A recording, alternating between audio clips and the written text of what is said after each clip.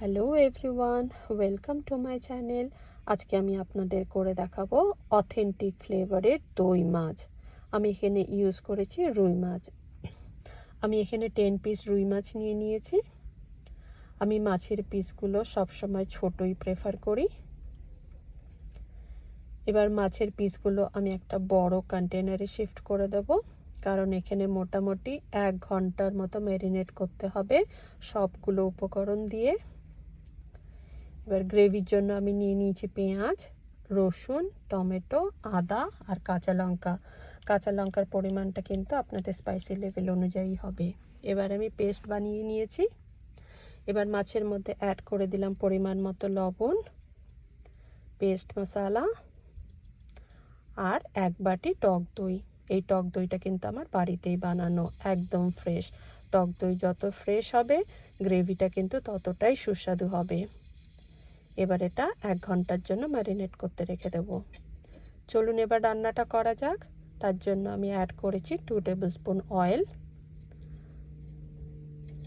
হালকা গরম হয়ে গেলে আমি এখানে অ্যাড করব গোটা জিরে, শুকনো লঙ্কা আর গরম মশলা।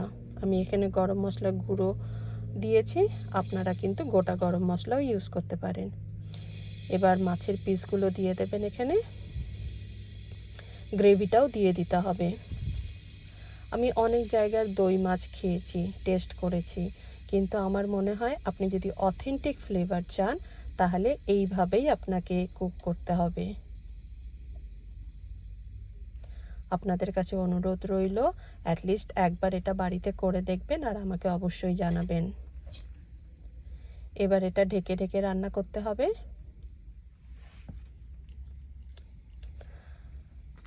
এটা ফুটতে শুরু করে দিয়েছে। এবার আমি পিসগুলো উল্টে দেব যাতে দুটো সাইডই ঠিকমতো বয়েল হয়ে যায়। মাছগুলো যেহেতু ভাজা হয়নি তাই এগুলো ভীষণ নরম থাকবে, তাই ভীষণ হালকাভাবে নাড়তে হবে। আমার উল্টানো হয়ে গেছে। আমার রান্না অলমোস্ট ডান। এখানে একটু চিনি মেশাতে হবে, নয়তো টক ভাবটা প্রচণ্ডভাবে আপনি ফিল করতে পারবেন। তারপরে অ্যাড করে দিলাম গরম মশলা আর কোরিয়েন্ডার লিফ।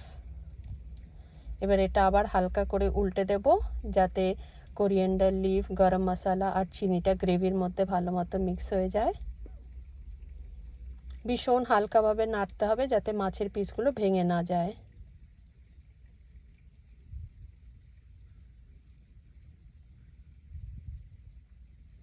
এইভাবে হালকা নেড়ে নেবেন।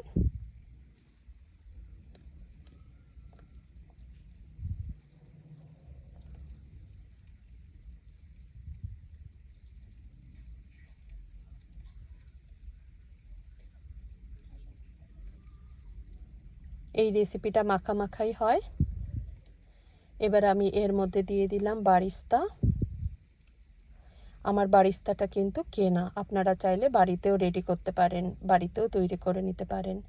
এই দেখুন, ইয়ামি দই মাছ ইজ রেডি। চলুন তাহলে এখন টেস্ট করা যাক। এই রেসিপিটা কিন্তু ভাতের সাথেই ভালো লাগবে, ভাত বা পোলাও।